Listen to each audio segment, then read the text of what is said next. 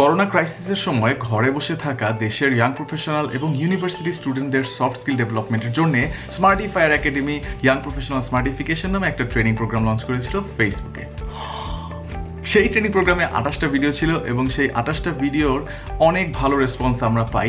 Some of you have also asked us to upload it on YouTube, some of you have even requested us. So আমরাও ভাবলাম Q নেহি জরুর কর দে হ্যাঁ, ইউটিউবে upload করলে এমন কি হয়। সো লেভেল 1 এবং 2 অলরেডি আপলোড করা হয়েছে, ওগুলো দেখতে পারেন। লেভেল 3 এবং 4 দেখার জন্য সবাইকে সাদর আমন্ত্রণ জানাচ্ছি।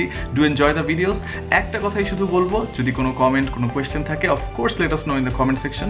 লাইভ নেই দেখে আমি সাথে সাথে হয়তো অ্যান্সার দিতে পারবো না, বাট অবশ্যই আমি এসে অ্যান্সার দিব, আমার টিমের পক্ষ থেকে তো রেসপন্ড করা হবেই।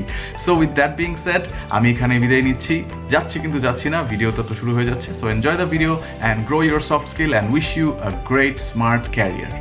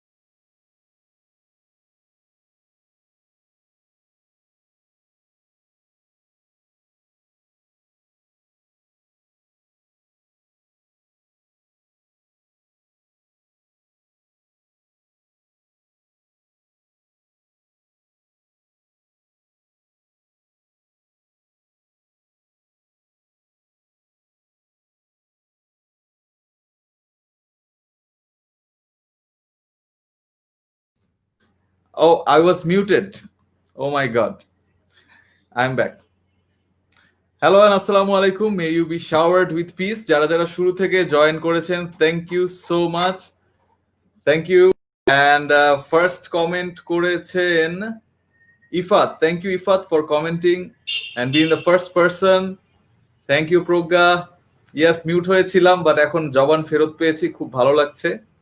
সো আমি একটু আগেই স্টুডিওতে জয়েন করেছিলাম, that's why it took a little bit of time for me to realize যে আমি মিউট করে বসে আছি। Sorry about that. Walaikum assalam, Sami. Thank you everyone for being on time. Hasib, Sadman, Nahid, Bijoy, thank you, Ankush, thank you, Ahad, thank you, Azmain, thank you, Ashik, thank you, Limon, thank you, Rumi, thank you everyone যারা আমাকে জানিয়েছেন যে সাউন্ডে problem. Thank you Shanta, এখনো problem নেই, so we are happy. Growth mindset, thank you Monjarin, thank you Akash, thank you Imran, thank you Faruk, thank you Priyanka, thank you Reza, thank you Imtiaz, thank you Nadim, thank you Bashar, Shopnil, and 3 minutes are almost up. Thank you Minhaj, thank you Tirtho, Ishraq, thank you Imtiaz, and এখানে আমি mobile থেকে সবই পড়ে ফেলেছি। আর পিসিতে যাদেরকে দেখতে পাচ্ছি, thank you Tanha, Talha, Wasi, thank you Manisha, thank you Faruk, thank you Ashiq, thank you Samantha, thank you everyone. আমরা ট্যাগ করে দিতে পারি আমাদের ফ্রেন্ডদেরকে, ট্যাগ করে দিলে তারা আসবে। আজকে হয়তো নাম দেখে অনেকে ভাবছে এটা কি আমার দরকার, পারসুয়েশন দিয়ে আমি কি করব। Well, persuasion is that skill that can change your life. এখন প্রতিদিনই আমরা যে স্কিল করাই সবই লাইফ চেঞ্জিং, এটা কি হইলো কিছু? Well, this is the thing যে লাইফে যত আমরা সিনিয়র হব তত আমাদের এই পারসুয়েসিভ এবিলিটি, অর্থাৎ কাউকে কিভাবে প্রভাবিত করব, কিভাবে কাউকে আমার একটা মেসেজ সেল করব, এটা জানতে হবে। এবং এটা সেলসের জন্য দরকার, প্রেজেন্টেশন দেওয়ার জন্য দরকার। যারা ফিনান্সিয়াল ডকুমেন্ট তৈরি করি তাদেরও কিন্তু ডকুমেন্টটাকে পরে গিয়ে প্রেজেন্ট করতে হয়, বলতে হয় যেটা এই জন্য তৈরি করেছি। So that is why this skill is really a powerful one for leaders. এবং আজকের সেশনে আমরা যে বিষয়গুলো দেখবো, যারা আজকে সেশন করবে না, they will certainly miss it. This can actually have a deep impact. So Thank you everyone. Thank you who are joining in. Thank you who are tagging their friends. Hello Urbi. So আমি session শুরু করে দিচ্ছি without any further ado. So আজকের সেশনটার আমার লাইফে এখনো পর্যন্ত সবচাইতে ইম্পর্টেন্ট একটা ইম্প্যাক্ট, এবং এটাতে আমি এখনো শিখে যাচ্ছি। I am still a student here. আমি এখনো এটা মাস্টার করতে পারিনি, বাট ডেফিনেটলি আলহামদুলিল্লাহ progress has been very satisfactory. So কেন সেটা আমি আগে একটু এক্সপ্লেন করি। We can see a magician on the screen, we can all see that, right, yes, things are going well. So এই যে ম্যাজিশিয়ান জাদু দেখাচ্ছেন, ছোটবেলায় আমার জাদুকর যারা ছিল, যারা ম্যাজিশিয়ান ছিল, তাদের খুব ভালো লাগতো। আই এম শিওর আপনাদেরও অনেকের জাদু খুব ভালো লাগে, কারণ জাদুর মধ্যে একটা মিস্ট্রি থাকে। সো আমাদের দেশের বিখ্যাত ম্যাজিশিয়ান জুয়েল আইচ, কিংবা আমরা ছোট ছিলাম তখন ডেভিড কপারফিল্ডকে আমরা অনেকে জানতাম। উনি একটা বিশাল ট্রেনকে একবার অদৃশ্য করে দিলেন তার জাদু দিয়ে। তারপর আমরা ডেভিড ব্লেইনকে চিনি, যিনি এটা ছিল আমার টিনেজ লাইফে এএক্সএন নামে একটা টিভি চ্যানেল ছিল, যারা যারা তখন দেখতাম TV, we may know him. So উনি ওনার শ্বাস বন্ধ করে পানির ট্যাঙ্কের মধ্যে ডুবেছিলেন একদিন, and he used to do all these kind of crazy challenges. So এই যে মানুষগুলো এনাদেরকে দেখে আমি ছোটবেলায় অনেক মোটিভেটেড হতাম, মজা পেতাম যে ওয়াও, মানে কিভাবে করতেছে। সো বড় যখন হলাম তখন আরো কিছু ফিকশনাল জাদুকরের সাথেও পরিচয় হলো। তাদের মধ্যে গ্যান্ডলফ, এবং তাদের মধ্যে ভলডেমর্ট বলতে যাচ্ছিলাম, Dumbledore. They are some of those magicians. But as I grew older, I realized that real magicians are some other people. These are people who can change an entire nation's mindset. যাদের কথায় মানুষ লক্ষ লক্ষ কোটি কোটি মানুষের বিরুদ্ধে, পৃথিবীর সবগুলো দেশের বিরুদ্ধে যুদ্ধ করতে তৈরি হয়ে যায় একটা মানুষের কথায়। আবার একটা মানুষের কথায় লক্ষ লক্ষ লোক যুদ্ধ না করে শান্তভাবে বসে থাকে যে আমরা এভাবে অহিংস আন্দোলন করব এবং এইভাবে আমরা আমাদের দেশের স্বাধীনতা নিয়ে আসব। সো আমরা হিটলারকেও দেখলাম, আমরা মহাত্মা গান্ধীকেও দেখলাম। আমাদের দেশের জাতির জনক, ওনার একটা স্পিচের পরে আমরা মোটিভেটেড হয়ে যুদ্ধ করা শুরু করলাম, এবং সেই যুদ্ধে অনেক ক্ষয়ক্ষতি হওয়ার পরেও আমরা আমাদের স্বাধীনতা অর্জন করেছি। Now we are free people. So এটাও হয়েছে স্পিচের ম্যাজিকের কারণে। আমরা যাকে এখন দেখতে পাচ্ছি, আমাদের মেয়র ছিলেন ঢাকা শহরের, some of us really really love him, তার একটা স্পিচের জন্য, যে মানুষ তার স্বপ্নের সমান বড়, মানুষের যে এবিলিটি আছে আমরা সেটাকে অবশ্যই অ্যাচিভ করতে পারি। আনিসুল হক, উনি আমাদেরকে তার কথার জাদুতে মন্ত্রমুগ্ধ করে রাখতেন। সো এই যে এবিলিটিটা, এই ম্যাজিকটা আমরা কিভাবে দেখাবো, এটাই আজকে আমরা কোড ক্র্যাক করব। এবং একটা ওয়ার্কশিট আমি লিংক দিয়ে দিয়েছি, আপনারা নিশ্চয়ই উপরে কমেন্ট সেকশনে একটু উপরে যদি যান দেখতে পাবেন। আর আমার টিমকে বলবো আবারও একবার এখানে পেস্ট করে দেওয়ার জন্য। আমাদের শিট যে গুগল ডকটা আছে, ওই ডক ফাইলটাকে নিয়ে আমরা পরবর্তীতে কাজ করব। যারা আজকে ল্যাপটপ থেকে দেখছেন বা পিসি থেকে দেখছেন, তারা make a copy of that file and then you can edit that file. আর যদি এখন মোবাইলে দেখছেন, কিছু করার নাই, ওকে, দেখেন ফাইলটাকে পরে কালেক্ট করে নিয়েন, এবং আমাদের আজকের যে অ্যাক্টিভিটি গুলোর জন্য আমরা টাইম রাখবো, ওই অ্যাক্টিভিটি গুলো পরে করে নিয়েন। So how do we persuade others? So this is another movie that was really impactful for me. So এখানে মার্লন ব্র্যান্ডো, তার একটা ফেমাস ডায়লগ আছে, I will make an offer you can't refuse. So এই যে তার অ্যাপ্রোচটা, মানুষকে pursuit করার জন্য একটু মাস্তানি করে হলেও, একটু হুমকি ধামকি দিয়ে হলেও কাজটা করায় নিব। আমরা কর্পোরেট ওয়ার্ল্ডে এই প্র্যাকটিসটা করতে পারি না, that's obvious. We have to be sophisticated, and actually আমাদের অ্যাপ্রোচটা বরং অনেকটা ইনসেপশন মুভির মতো নিতে হয়, যেখানে একজনের মাথার মধ্যে আইডিয়া বসানোর জন্য বিভিন্ন রকমের আলাদা গল্প বলে ড্রিম উইদিন এ ড্রিমের মধ্যে যেতে হয়। সো আমরা আজকে এই বিষয়গুলো সম্পর্কে জানবো, পারসুয়েশন কি, কিভাবে কাজ করে। আমরা অ্যারিস্টটলের রেটরিকে আবারও আজকে একটু দেখবো এবং ভেতরে ঢুকবো, এবং তারপর সেখান থেকে বের হয়ে এসে আমরা রবার্ট চিয়ালদিনিস যে 6টা প্রিন্সিপাল আছে ইনফ্লুয়েন্সের, সেই ইনফ্লুয়েন্সের প্রিন্সিপাল গুলো সম্পর্কে জানবো। এবং আজকের পরে আপনি ডেফিনেটলি যাকে পটাতে চাচ্ছেন, প্রভাবিত করতে চাচ্ছেন, কনভিন্স করতে চাচ্ছেন, পারসুয়েট করতে চাচ্ছেন, তাকে পারসুয়েট করার ব্যাপারে আরো ক্লিয়ারলি জানবেন, এটা আমি গ্যারান্টি দিয়ে বলতে পারি। বিলকুল দাবে কে সাথ কহ সকতা হু। সো আমরা প্রথমেই চলে আসি আমাদের পারসুয়েশনের ব্যাপারগুলোতে যে how does persuasion really work. So আমাদের পারসুয়েশন ফান্ডামেন্টাল সেশনে সবাইকে স্বাগতম। So now we are going to C how it works. এখন প্রথমেই before we move on, I would like to ask you guys a question. What is your current persuasion level? আপনি কি লোতে আছেন, নাকি আপনি মিডিয়ামে আছেন, নাকি আপনি হাইয়ে আছেন? আমাকে একটু জানান আপনার নিজস্ব সেলফ অ্যাসেসমেন্ট অনুযায়ী যে আপনি কোন জায়গাতে আছেন আপনার পারসুয়েশন লেভেলটা নিয়ে। Is it low, is it medium, is it high? এবং এটার পরেই আমরা আরেকটা মজার কাজ করব। সো আগে দেখি আমাদের যারা ভিউয়ার, যারা ট্রেনি আছেন তারা কি বলছেন। প্রজ্ঞা Saha medium, Mohammad Alamin Alamin Hossain thank you for tagging your friend. Reza Tariq medium, Faruk Ramadan medium, আমরা অনেক মিডিয়াম লেভেলে মানুষজনকে পাচ্ছি, that's good. Shahinur medium, Ankush medium, low তেমন নেই, আনিকা মিডিয়াম। ওকে, তাহলে আমি একটু মিডিয়াম লেভেলেই কথা বলবো। আজিজুর রহমান মিডিয়াম, লো পেয়েছি আমরা ইমরানুল বাশারকে। নূর আলম বলছেন হাই। ওকে, হাই থাকলে আপনিও আমাদেরকে দুই একটা কমেন্ট বা আপনার সাজেশন জানাতে পারেন যে আচ্ছা আমি এটা এভাবে করেছি, because then some of this things you are already practicing, যদি আপনার হাই হয়ে থাকে।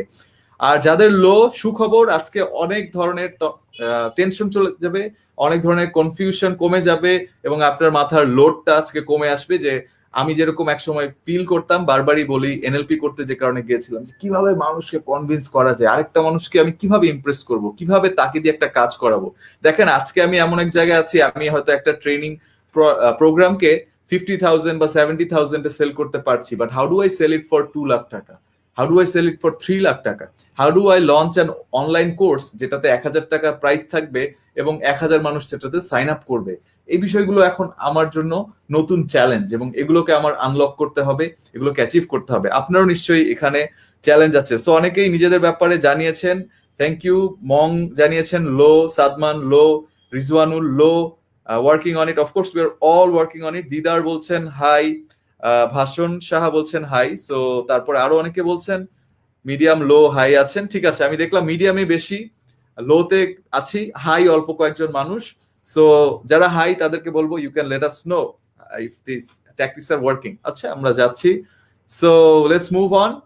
এখন আপনাকে ফার্স্ট অফ অল, যারা আমাদের আজকের ওয়ার্কশিটটা ডাউনলোড করেছেন বা যারা একটা কপি করে নিয়েছেন, তারা একটু ওখানে গিয়ে লিখে রাখেন, আর না হলে একটা কাগজেও লিখে রাখতে পারেন যে আপনি কাকে পারসুয়েট করবেন। আজকের সেশনটা একটু অ্যাক্টিভিটি বেসড হবে, এটা আমরা একটা ফিডব্যাকে পেলাম যে আমরা যখন ট্রেনিং করছি অনেক বিষয় জাস্ট একটা কুইজ দিলেই হয় না, অ্যাকচুয়ালি প্র্যাকটিক্যাল একটা অ্যাপ্লিকেশন দরকার। So we thought why don't we have this approach in our training, যেখানে আপনি লেসনগুলোকে নিজে অ্যাপ্লাই করে এটার ইফেক্টিভনেসটা জাজ করে আবার আগামী দিন আমাদের জানাতে পারবেন যেটা কাজ করলো কি করলো না।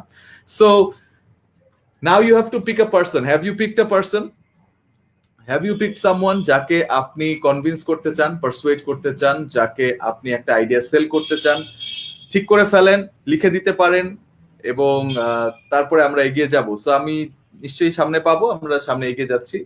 We want to talk about things. এখন আমরা ইন্ট্রিনসিক এবং এক্সট্রিনসিক মোটিভেশন সম্পর্কে জানবো। আমরা অনেকে হয়তো এই বিষয়টা জেনেছেন, যারা লিঙ্ক পাচ্ছেন না টেনশনের কোনো কারণ নেই, আমরা লিঙ্কটাকে এখনই আবারও এখানে দিয়ে দিব, একদম উপরে আছে। সো মাঝে মাঝে ইট উইল গেট লস্ট। আমি আমার টিমকে একটু রিকোয়েস্ট করব যাতে করে আমরা আমাদের লিঙ্কটা এখানে আবার শেয়ার করে দিই। সো যারা যারা ঠিক করে ফেলেছেন ফাইন। এখন আমরা এক্সট্রিনসিক এবং ইন্ট্রিনসিক মোটিভেশন সম্পর্কে জানবো, যেটা আমাদের প্রত্যেকের সাইকোলজিতে আছে। মোটিভেশন তো আপনারা জানেন যে একটা কাজ করার আগ্রহ, মোটিভ, সেটাকে বলা হয় মোটিভেশন। আমি কি এই কাজটা করার জন্য রেডি কিনা, নাকি আমি এই কাজটা করতে চাচ্ছি না। সো এই জায়গা থেকে আমি যখন একজন মানুষকে কনভিন্স করতে চাই, আমার বুঝতে হবে তিনি কিভাবে মোটিভেটেড হন। সো দুই ধরনের মোটিভেশন আছে। দেখা গেল যে অফিসের বস তার এমপ্লয়িকে মোটিভেট করতে চাচ্ছেন যে তুমি মাঝে মাঝে ভালো কাজ করো, মাঝে মাঝে তোমার কাজের স্পিডটা কমে যায়, কোয়ালিটিটা ভালো থাকে না, সো তোমার এটা ইমপ্রুভ করতে হবে এবং আমি জানি তুমি অনেক ভালো, তোমার মধ্যে অনেক ক্যাপাবিলিটি আছে, blah blah blah. He started his motivation speech. এখন উনি কোন দিকে নিবেন এটা বোঝার জন্য, এবং আপনি আজকে যাকে টার্গেট করলেন তার ব্যাপারে কল্পনা করবেন আজকে পুরো সেশনটাতেই, যাতে করে আপনি তাকে কনভিন্স করতে পারেন এবং আপনি অ্যাপ্রোচ নিবেন, আগামীকাল আমাদেরকে জানাবেন কেমন ছিল। সো এখন বস যখন তার এমপ্লয়িকে বোঝাতে চাচ্ছেন, বসকে বুঝতে হবে তার এমপ্লয়ি কি বিষয় দ্বারা মোটিভেটেড হন। So he is asking his employee to change, to do something. আপনি কি এটা পারবেন? সো এমপ্লয়ি বলছে না, কিন্তু মনে মনে ভাবছে যে আমি এটা করলে আমি কি পাবো, what will I get? So তখন বসকে বুঝতে হবে যে এমপ্লয়ির মাথায় কি কি চলছে। এমপ্লয়ি যদি ইন্ট্রিনসিক মোটিভেশন দ্বারা মোটিভেটেড হয়, তাহলে তার মধ্যে এক ধরনের জিনিসপত্র কাজ করবে, যেমন তার মধ্যে স্পিরিচুয়ালিটি কাজ করবে, যে এই কাজটা করলে ভেহেশতে যাওয়া যাবে।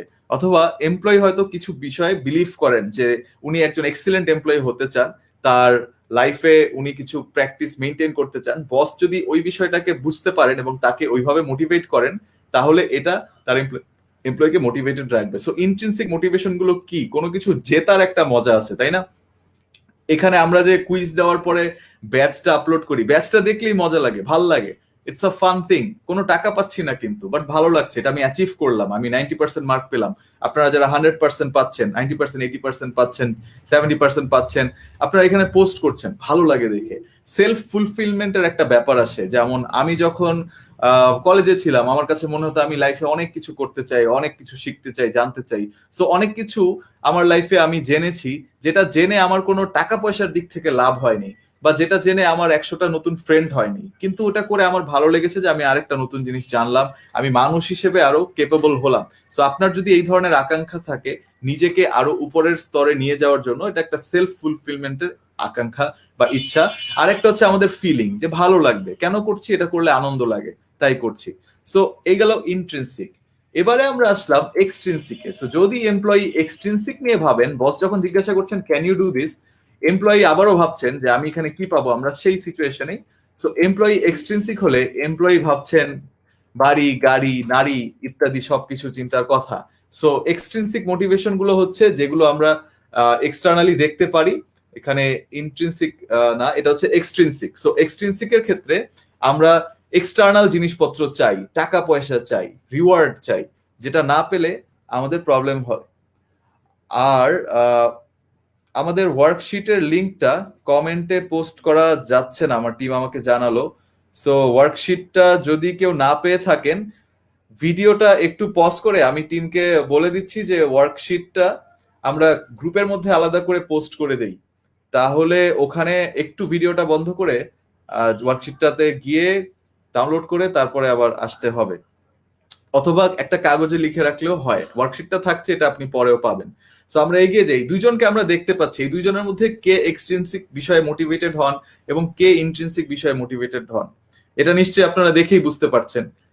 কার গোল্ড চেইন, সানগ্লাস, গাড়ি বাড়ি লাগবে, আর কার জন্য কাপড় চোপড়, রুটি কাপড়া এগুলোর চাইতে বেশি গুরুত্বপূর্ণ হচ্ছে ধ্যান করতে পারা, স্রষ্টার সাথে সময় কাটানোর জন্য টাইম স্পেন্ড করা। সো যারা স্লাইডের সাথে, আচ্ছা হ্যাঁ, আমরা ফেসবুক গ্রুপে আপলোড করে দিচ্ছি, পেয়ে যাবেন, no worries about that. So এখন আপনি যাকে আজকে মোটিভেট করতে চাচ্ছেন, যাকে পারসুয়েট করতে চাচ্ছেন, তার কথা একটু ভাবেন, ঠিক আছে? সো এখানেও আপনারা দেখতে পাচ্ছেন যে এক্সট্রিনসিক মোটিভেশন কে পায়, কার জন্য দরকার, কার জন্য গ্রেডস দরকার, কার জন্য ভালো চাকরি দরকার, কার জন্য জাস্ট জানার আগ্রহ এবং সাকসেস না এক্সিলেন্স কার জন্য দরকার। সো আপনি আজকে যার কথা ভাবছেন, যাকে মোটিভেট করবেন, তার মডেল অফ দ্য ওয়ার্ল্ড কি, এটা বুঝতে হবে এবং এটা আপনাকে রেসপেক্ট করতে হবে। সো উনি কিভাবে মোটিভেটেড হন, উনি পৃথিবীকে কিভাবে দেখেন। আমরা যে ছবিটা দেখছি, আমরা ছোটবেলায় এই গল্পটা পড়েছিলাম, সেটারই একটা রিপ্রেজেন্টেশন, যে একদল অন্ধ একটা হাতিকে টাচ করে বোঝার চেষ্টা করছেন যে হাতির শেপ কিরকম। সো যিনি দাঁত ধরছেন তিনি বলছেন এটা বর্ষার মতো লাগে, ইটস লাইক আ স্পিয়ার। যিনি কান ধরছেন বলে এটা তো একটা বড় পাখার মতো, জিনিসটা হাতি হচ্ছে একটা পাখার মতো। কেউ শরীরের পেটের জায়গাটা ধরে বলছে তো ওয়ালের মতো, অনেক শক্ত। কেউ আবার পাটাকে ধরে দেখছেন, পা ধরে বলছেন যে এটা তো একটা গাছের গুড়ি। কেউ আবার লেজটা ধরে বলছে এটা তো একটা দড়ি। কারো কাছে সুর ধরার পর মনে হচ্ছে এটা একটা সাপ। সো আমাদের এক একজনের ওয়ার্ল্ডটাকে দেখার এরকম এক একটা মডেল আছে। আমরা এনএলপি তেও বলেছিলাম যে map is not the territory, আপনি অন্যদের ম্যাপটাও বুঝবেন এবং সেটা রেসপেক্ট করবেন। এবং এখন আপনি চিন্তা করেন আপনি যাকে মোটিভেট করবেন তার জন্য কোনটা ফ্যাক্টর বেশি। উনি কি এক্সট্রিনসিক মোটিভেশন বেশি পছন্দ করেন নাকি ইন্ট্রিনসিক মোটিভেশন বেশি পছন্দ করেন? যারা বসের কথা বলছেন, বসের ব্যাপারে একটু চিন্তা করেন তো, বস কি তেল পেতে বেশি পছন্দ করেন নাকি পারফরমেন্স বেশি পছন্দ করেন? সো আপনি আপনার বসের সাথে বা আপনার মা বাবার সাথে যাকে আপনি এখানে আজকে টার্গেটে সিলেক্ট করলেন যে এই মানুষটাকে আমি পারসুয়েট করব, তার কথা একটু চিন্তা করেন এবং আপনি লিখে রাখেন যে উনি কি এক্সট্রিনসিক বিষয়ে মোটিভেটেড নাকি ইন্ট্রিনসিক বিষয়ে মোটিভেটেড। এরপর আমরা পরের একটাতে যাচ্ছি। গিভ মি আ সেকেন্ড, আমি একটু চেক করছি আমাদের ফাইলটা হয়ে গেছে কিনা। হ্যাঁ, গ্রুপে পোস্টেড আছে, যারা যারা এখনো পাচ্ছেন না তারা জাস্ট একটু ভিডিওটা পজ করে ব্যাকে গেলেই পাবেন। পজ করে গ্রুপে গেলেই দেখবেন যে ডক ফাইলটা দেয়া আছে। সো এখন আপনি আপনার বসকে বুঝতে পারলেন বা আপনার প্যারেন্টস সম্পর্কে আরেকটু জানতে পারলেন। Before we start thinking about influencing them, আমি আগে একটু ডিফারেন্স গুলো বলে নিই। সো ইনফ্লুয়েন্স এবং ম্যানিপুলেশনের মধ্যে একটা পার্থক্য আছে। আমরা যখন কাউকে ইনফ্লুয়েন্স করতে চাই বা পারসুয়েট করতে চাই, আমরা কিন্তু তার সাথে একটা লং টার্ম রিলেশনশিপ মেনটেন করার কথাই চিন্তা করব, উইন উইনের কথা চিন্তা করব। এই কারণে আমরা ডিটেকটিভ অ্যাপ্রোচে যাব, যে আমরা সিচুয়েশনটাকে অবজার্ভ করে একটা সলিউশন দিব। আমরা স্মাগলার অ্যাপ্রোচে যাব না, যার কাজ হচ্ছে চুরি করা, যার কাজ হচ্ছে মানুষকে ম্যানিপুলেট করে তাকে এক ধরনের বিপদের মধ্যে ঠেলে দেয়া। আমরা এমন ধরনের মানুষকে বোকা বানানোর দিকেও নিয়ে যাব না, আমরা জাস্ট ডিটেকটিভ অ্যাপ্রোচটাতে থাকবো, আমরা সিচুয়েশন অবজার্ভ করে তাকে বোঝাবো। সো অনেকেই অলরেডি লিখছেন যে আম্মু পছন্দ করে আমি যেন রান্না করি, এটা লিখেছেন সাবিনা। দেখিয়ে দেখিয়ে রান্না কমপ্লিট করলে আম্মু খুব খুশি। বিজয়ী পেয়ে গেছেন, থ্যাংক ইউ। রাকিবুল বলছেন depends on man to man, of course it depends, and that's why you have to find out আপনার বস কি পছন্দ করেন, আপনার বাবা কি পছন্দ করেন, আপনার কলিগ কি পছন্দ করেন, আপনার লাভড ওয়ান কি পছন্দ করেন। সো পারসুয়েশনের সংজ্ঞা যদি আমরা হালকা একটু করে দেখি, যে আমরা আসলে কাউকে কিছু করতে বা কাউকে কিছু বিশ্বাস করতে মোটিভেট করছি, এটাই হচ্ছে পারসুয়েশন। কিভাবে আমরা পারসুয়েশন করব, কাউকে পারসুয়েট করতে পারি, সেটার স্টেপগুলো এখন একটু দেখে নেই। প্রথমেই জানতে হবে আমি কেন পারসুয়েট করতে চাচ্ছি, হোয়াটস মাই মোটিভেশন। এটা যদি না জানি তাহলে দেখেন যে পরপর অনেকগুলো ধাপ আছে, আপনি মাঝখানে একটা ধাপে নিজেই মোটিভেশন হারিয়ে ফেলবেন। সো আপনার কারণটা জানা দরকার, আপনি কি চান এক্স্যাক্টলি সেটা জানতে হবে। তারপরে আপনি কার কাছ থেকে চাচ্ছেন এবং তার কাছ থেকে চাওয়ার জন্য তার এই এক্সট্রিনসিক এবং ইন্ট্রিনসিক মোটিভেশন, এই বিষয়গুলো সম্পর্কে বুঝতে হবে। আমরা যে টেকনিকগুলো আজকে দেখাবো, টেকনিকগুলো অ্যাপ্লাই করবেন এবং ফাইনালি আপনি আপনার প্রসেসটাকে আপডেট করতে থাকবেন। একজনকে পারসুয়েট করা শেষ হলেই এমন না যে আপনি সবাইকে পারসুয়েট করা বুঝে গেলেন, আপনি আপনার পারসুয়েশনের যেই বিহেভিয়ার গুলো এগুলো ঠিক করবেন। বিফোর উই মুভ অন, আমি আরো একটা জিনিস বলি, আমরা আজকে পারসুয়েশনের বডি ল্যাঙ্গুয়েজে কম যাব, কালকে নেগোসিয়েশনের দিন আরেকটু বডি ল্যাঙ্গুয়েজ নিয়ে কথা হবে। আজকে আমরা শুধু সাইকোলজিক্যালি কি করা যায় এটা দেখবো। আর আদার দ্যান দ্যাট আমরা কিন্তু প্রতিবারই বলে আসছি যে স্মাইল করবেন, আই কন্ট্যাক্ট মেক করবেন, র্যাপো বিল্ড করবেন, এবং র্যাপো নিয়ে আমরা কথা বললাম, এনএলপি সিরিজের ভিডিও ইউটিউবে আছে, সো ওখানে দেখলে আপনি আরো ডিটেইলে জানতে পারবেন যে বডি ল্যাঙ্গুয়েজের ক্ষেত্রে কি কি করা যায়। আমরা সাইকোলজিতে কাজ করব। বিজয়ী একটা প্রশ্ন করেছেন, ইন্টারেস্টিং প্রশ্ন, what if the person is toxic. So person যদি টক্সিক হন, টক্সিক মানুষেরও একটা মোটিভেশন থাকে বিজয়ী, তো আপনার চিন্তা করতে হবে আমি কি এই টক্সিক পারসনটার সাথে কোনো বাধ্য কিনা কাজটা করতে। যদি আপনি বাধ্য হন, যদি আপনার বস একজন টক্সিক মানুষ হন, তাহলে আপনার তো যতদিন চাকরিটা চেঞ্জ না করেন এই বসের সাথেই কাজ করতে হচ্ছে। সো আপনি বুঝে নেন যে এই টক্সিক হলেও মানুষটা কোন কোন বিষয়ে মোটিভেটেড হন, and then you can decide that. So এবারে আমরা ইনফ্লুয়েন্সের আরো ভেতরে যাচ্ছি। আপনি কেন চাচ্ছেন, আমরা যে ওয়াই এর কথা বললাম, স্টার্টিং উইথ ওয়াই, সেই গোল্ডেন সার্কেলের কনসেপ্টটা সেখান থেকেই আমরা শুরু করব। সো আপনি কেন চাচ্ছেন এটা আগে একটু নিজেকে প্রশ্ন করেন, যে আমি মাকে কনভিন্স করতে চাচ্ছি বা বসকে কনভিন্স করতে চাচ্ছি, কেন করতে চাচ্ছি। সো সেটা নিয়ে একটু চিন্তা করেন। চিন্তা করার পর আপনি আরো ভাবতে পারেন যে আমি যেটা চাচ্ছি সেটাতে কি আমি আমার ওই পাশের মানুষটাকে কিছু করাতে চাই, একটা অ্যাকশন করবে, নাকি উনি আমার ব্যাপারে একটা ধারণা রাখেন, এই ধারণাটা চেঞ্জ করবেন, অথবা কোনো একটা বিষয় সম্পর্কে ধারণা রাখেন। For example, we were talking about it during Ramadan, about should we talk to our parents and how to talk to our parents, যারা করোনার সময়কার যে লকডাউনের নিয়ম বিধি ছিল কিছুই মানছিলেন না। So how did we deal with that. So আমরা কিন্তু তখন ভাবছিলাম যে একটা বিহেভিয়ারকে বন্ধ করতে চাই। আবার অনেকে চাচ্ছি যে বাসায় বাবা মা নিয়মিত হাত ধুবে, কিন্তু হাত ধোয় না, সেটাও আমরা একটা অ্যাক্টিভিটির কথা ভাবছি। আমরা অনেক সময় এখন যেমন ব্ল্যাক লাইভস ম্যাটার নিয়ে অনেক কথা হচ্ছে, সো আমরা চেষ্টা করছি যাতে সবার মাথায় এই বিষয়টা আসে যে race is a normal thing, racist হওয়াটা ঠিক না। প্রত্যেকটা মানুষেরই নিজস্ব জাতি থাকে এবং প্রতিটা জাতি একটা নির্দিষ্ট সুন্দর বৈশিষ্ট্য নিয়ে থাকে, সো আমাদেরকে রেসপেক্ট করতে হবে, আমরা কাউকে ডিমিন করব না। তো এই হচ্ছে বেসিক বিষয়।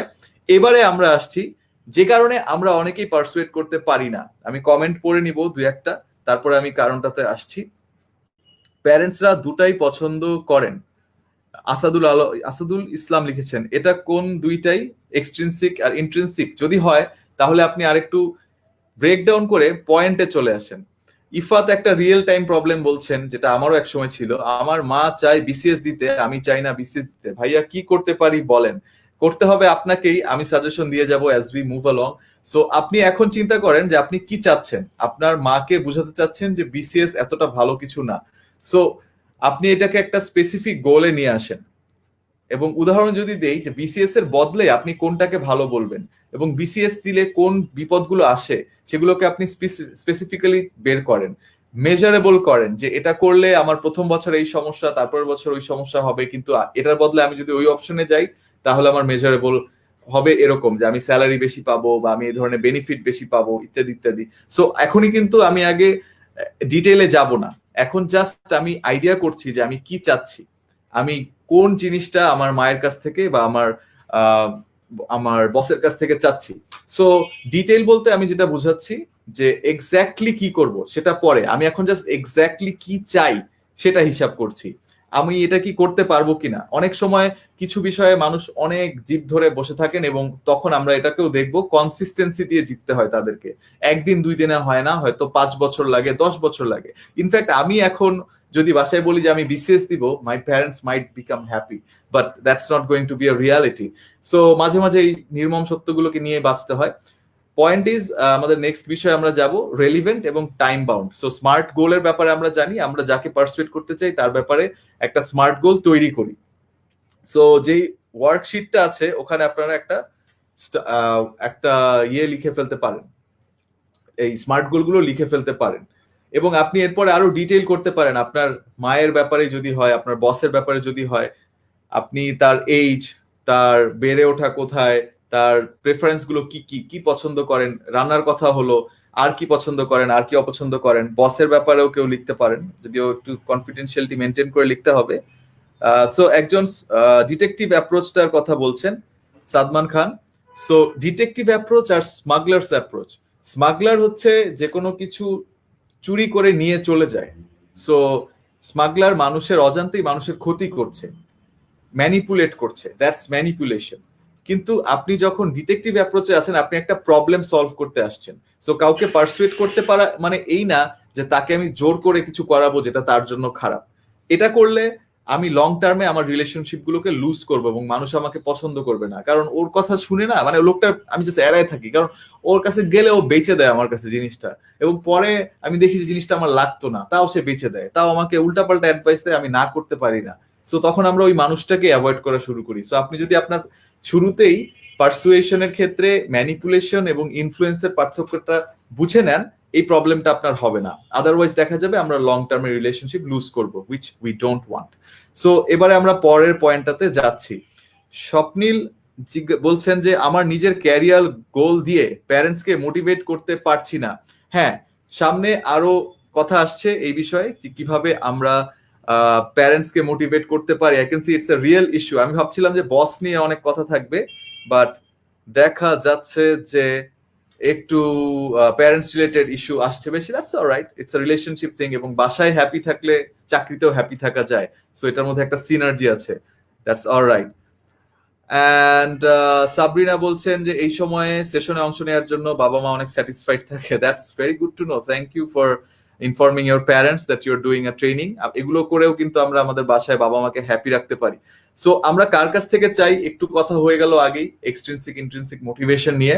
সো তাদের সাথে আমার সম্পর্কটা কি, বাবা মা, বাট এটার পাশাপাশিও আপনার কি কি পাওয়ার আছে যেটা আপনি প্লে করতে পারেন। আমি অফিসের কথা বলি, যেহেতু আপনারা অনেকেই বাবা মার কথা ভাবছেন, আমরা ইয়াং প্রফেশনালদের অ্যাপ্রোচটা ভুলে যাব, আমরা ওখানেও একটু ব্যাক করি। যে আমি যখন একটা কোম্পানিতে যাচ্ছি যেখানে আমার একজন শুধু পরিচিত, এবং তার সাথে আমার ইউনিভার্সিটি লাইফে একটা কোর্স নেওয়া হয়েছিল, দ্যাটস অল। ওই বেসিসে আজকে আমি একটা প্রোডাক্ট সেল করার জন্য পিচ দিতে এসেছি।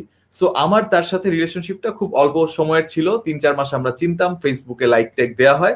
সো আমি কি তার ব্যাপারে কিছু জানি কিনা, যেটা দিয়ে আমি একটা পাওয়ার ইউজ করতে পারবো, বা তার সাথে আমার কি কোনো ভালো মেমোরি আছে কিনা। পাওয়ার মানে এমন না যে ম্যানিপুলেট করতে হবে বা খুব ক্রিটিক্যাল কিছু, it can be just memories, it can be things that you can use to build your rapport with the person, যাতে করে উনি আরো নরম হয়ে ওঠেন আপনার প্রতি। তো এরপরে আপনি ভাবতে পারেন, যেটা আমরা অলরেডি বললাম, মোটিভেশন কিভাবে তাকে দিবেন, এবং আমার যে ইচ্ছাটা এটার ব্যাপারে তাদের চিন্তা ভাবনা কি, এবং তারা আমার ব্যাপারে কি ভাবেন। আপনার বাবা মা আপনাকে ছোটবেলা থেকে দেখে আসছেন, সো আপনি যদি একজন অ্যাচিভার হন, যার কথায় বিশ্বাস রাখা যায়, আপনি যখন বলেন যে আমি পড়াশোনা করব, আপনি ওই সময় পড়াশোনা করে আসছেন। অথবা বাবা মা দেখেন যে ছেলে মাঝে মাঝে ফাঁকি মারে কিন্তু রেজাল্ট তো ভালোই করে, টপ 5 এর মধ্যে ছিল, ওই বাসায় কিন্তু বাবা মারা তাদের সন্তানদেরকে ট্রাস্ট করেন। কিন্তু আপনি দেখা যাচ্ছে সারাদিন পাবজি খেলছেন, সারাদিন বসে বসে টাইম স্পেন্ড করে লাইফটাকে কই নিয়ে যাচ্ছেন আপনিও শিওর না, তখন আপনার বাবা মাও আপনার উপর কনফিডেন্সটা রাখবেন না। সো এটাই হচ্ছে বিষয়। Same goes for your boss, your colleagues, আপনার অ্যাক্টিভিটিটাও কিন্তু ম্যাটার করছে। সো এই গেল আমাদের বেসিক্স যে কথাবার্তাগুলো, সেগুলো আমরা একদম রাইট টাইম লাইনে আছি। আমরা এখন চলে আসবো অ্যারিস্টটলের রেটরিকে, যেটা অলরেডি আমরা আগেও আলোচনা করেছি। সো আজকে আরো দুটা নতুন জিনিসকে সুন্দরভাবে আমরা জানবো। সো আবারও একটু কমেন্ট গুলো দেখছি, এবং আরো সলিউশন আসবে আশা করছি। সো নিশাদ জাহান জিজ্ঞাসা করছেন, স্বল্প জানা মানুষকে যদি ইনফ্লুয়েন্স করতে হয় তখন কি করা যায়? এক্ষেত্রে তো সঠিকভাবে অবজার্ভ করা কঠিন হয়ে যায়। অ্যাবসলিউটলি। সো এটা আপনি প্রথম দিন হয়তো তাকে দিয়ে অনেক বড় কিছু করাতে পারবেন না, বাট আস্তে আস্তে আপনি তার সাথে র্যাপো বিল্ড করবেন, এবং আমরা যখন 6টা প্রিন্সিপাল সম্পর্কে দেখব তখন আরো আইডিয়া পাবেন।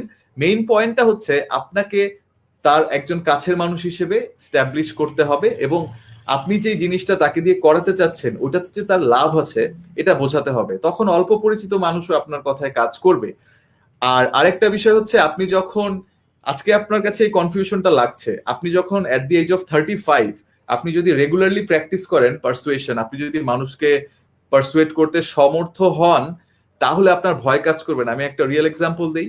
আপনি যদি খেয়াল করেন দেখবেন যে আমাদের স্মার্টিফায়ার একাডেমির আগের ট্রেনিং গুলাতে খুব বেশি নতুন মানুষ আসতো না। আমি ওয়াইপিএস এর আগের কথা বলছি, আমি ট্রেনার ছিলাম, সবকিছু আমরা ফোকাস করতাম বেশিরভাগই প্রেজেন্টেশন স্কিলের দিকে, পাবলিক স্পিকিং স্কিলের দিকে, এবং আমরা অন্য গেস্টদের সাথে একটু কম মানে আলোচনা করতাম, যেহেতু যাওয়া আসা মিটিং অনেক কিছু। সো আমার নেটওয়ার্কিংটা মোস্টলি অনলাইনে ছিল, যে কারণে আমরা গেস্টদেরকে খুব একটা আমাদের লাইভ ট্রেনিং গুলোতে আনতে পারতাম না। আমার পরিচিত যারা আছেন তাদের সাথেই ছিল। But because of the corona crisis সবকিছু এতটা অ্যাভেলেবল হয়ে গেল, আমরা এতজন স্পিকারকে আপনাদের জন্য ওয়াইপিএস এ নিয়ে আসলাম। সো এটার পরে আমার নিজের কিন্তু এখন একজন নতুন মানুষকে অ্যাপ্রোচ করতে কষ্ট হয় না। আমি talking about a corporate person, যাকে হয়তো আগে আমি 10 বার ভাবতাম যে আচ্ছা ওনাকে কোন সময়টায় অ্যাপ্রোচ করলে ভালো, কিভাবে বলবো।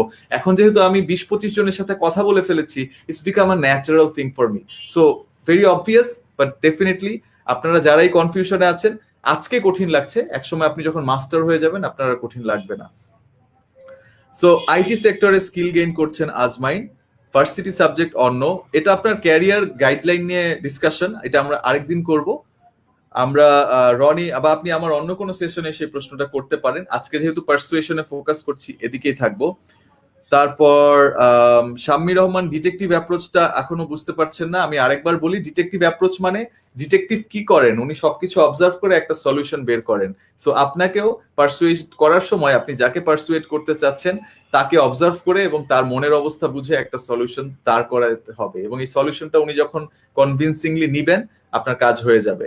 সো ইনসেপশন মুভিটার কথা আবারও বলবো। আপনারা যদিও মুভিটা কমপ্লিকেটেড দেখে অনেকে হয়তো অ্যাভয়েড করেন, বাট এই মুভিটার মধ্যে পারসুয়েশনের একদম সবচেয়ে বেসিক জিনিসটা ঢুকানো আছে, একটা মানুষকে কিভাবে কনভিন্স করতে হয়, কতগুলো দিক থেকে অ্যাপ্রোচ করা যায়। তারপর আরেকটা প্রশ্ন আসছে আকাশ মাহমুদের, people believe what they want to believe and see, what do you think?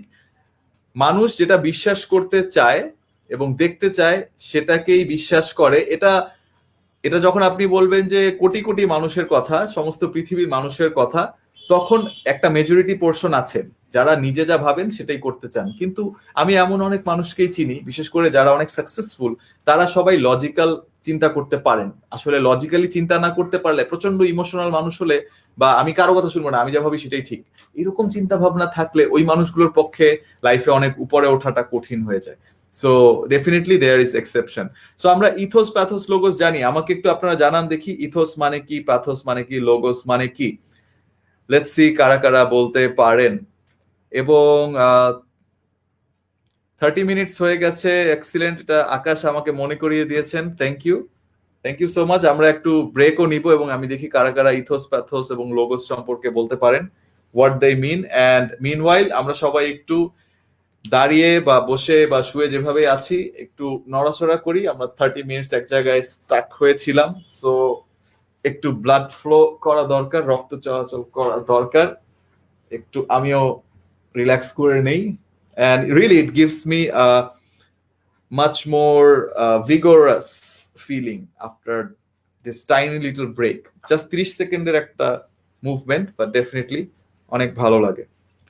So বুঝতে পারছেন, এবং যারা যারা আপনার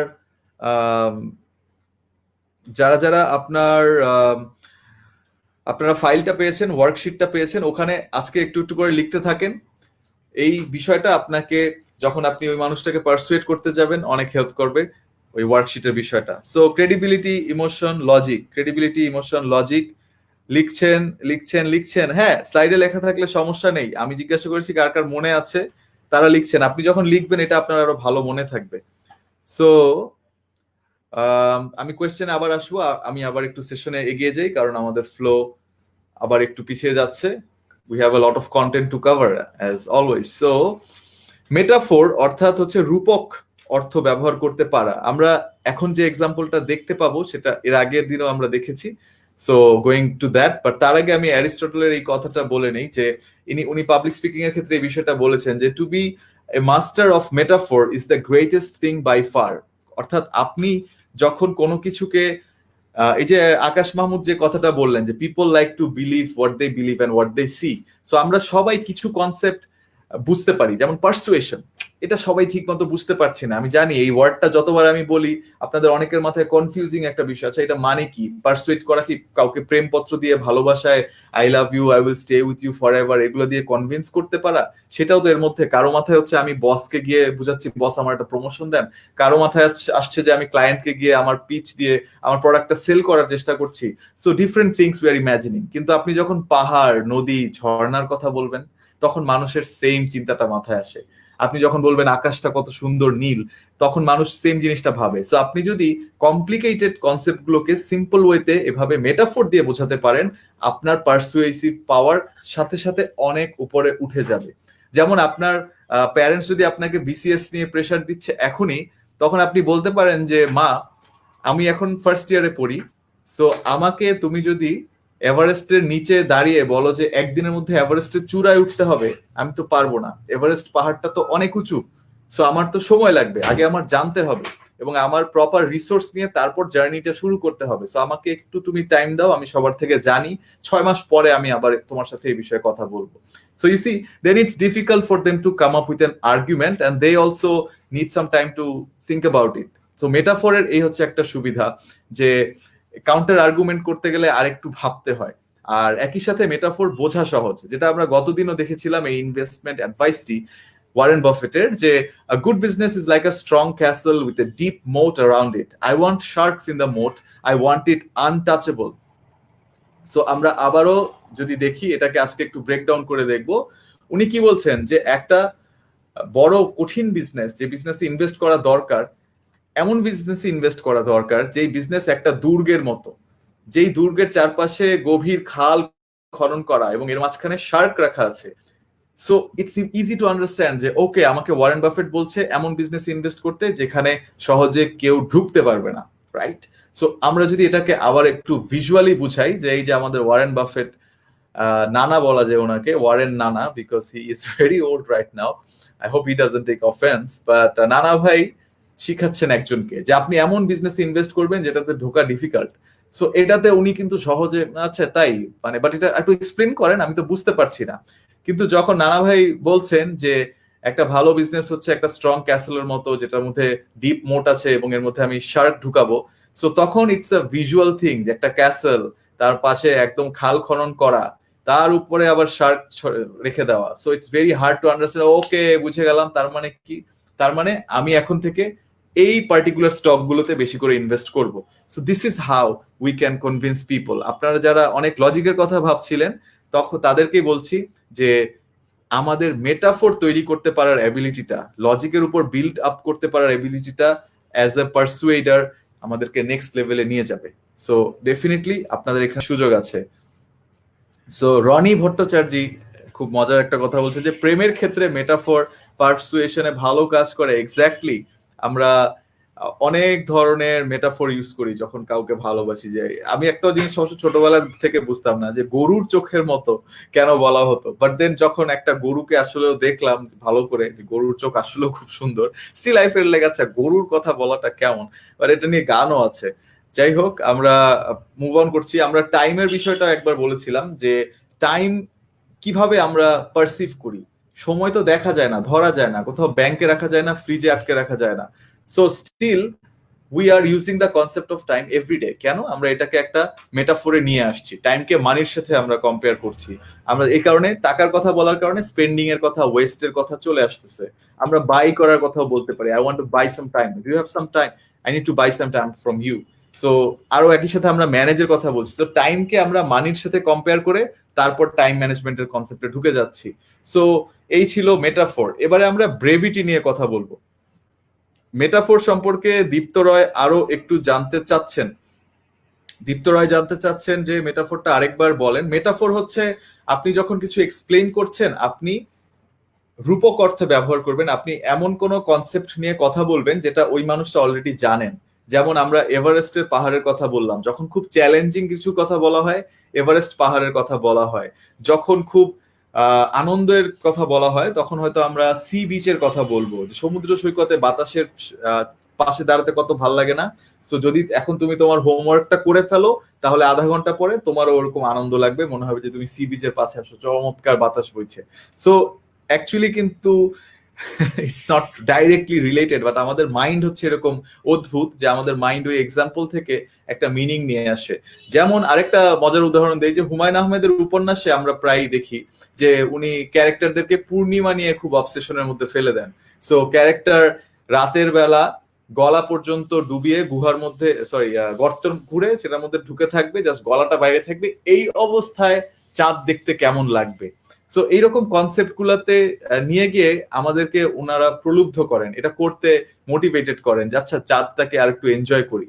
সো এইভাবে হচ্ছে আমাদেরকে মজাটা বোঝানোর জন্য চাঁদের সাথে আমাদের রিলেশন বা ইত্যাদি বিষয়গুলো বলার জন্য বিভিন্ন ধরনের ঘটনা তারা তৈরি করেন। সো চাঁদকেও আমরা মামা হিসেবে বলি। সো এটাও কিন্তু এক ধরনের মেটাফোর। চাঁদের সাথে তো আমাদের কোনো সম্পর্ক নেই, কিন্তু রাতে ঘুমাতে হবে, চাঁদ মামার বলতেছে ঘুমাও। So this is another example. I don't know if you're getting a clear idea, but definitely এই যে দিদারুল আলম বলছেন যে পূর্ণিমার চাঁদের ন্যায় সুন্দর, সো এটা একটা রূপক হতে পারে। সো আমরা মেটাফোর দিয়ে বোঝাতে পারলে কথাগুলো আরো পরিষ্কার ভাবে মানুষ বুঝতে পারবে। যেমন অনিয়ন্সের কথা বলা হয়, পেঁয়াজের কথা বলা যায়, পেঁয়াজের অনেকগুলো লেয়ার, যে তারপর জিলিপির প্যাচ, তাই না, যে ওর পেটের মধ্যে পুরো জিলাপির প্যাচ, জিলাপির যেমন অনেকগুলো প্যাচ, পেটে কি প্যাচ থাকে? পেটের মধ্যে থাকে small intestine, large intestine, but বলা হচ্ছে জিলেপির মতো প্যাচ, যাতে বোঝায় যে ওর মাথার মধ্যে অনেক ঝামেলা আছে। সো এখন আমরা পরের বিষয়টাতে আসছি, ব্রেভিটি। সিমিলি আর মেটাফোর কাছাকাছি, শাহিনুর আক্তার সিমো কাছাকাছি। এটা এখন আবার লিটারারি একটা ডিসকাশন হয়ে যাবে, তো আমরা একটু এদিকে চলে আসছি। ব্রেভিটি অর্থাৎ সংক্ষিপ্ত, এটা আরেকটা বিষয়। You need to master how to say things in the shortest way possible.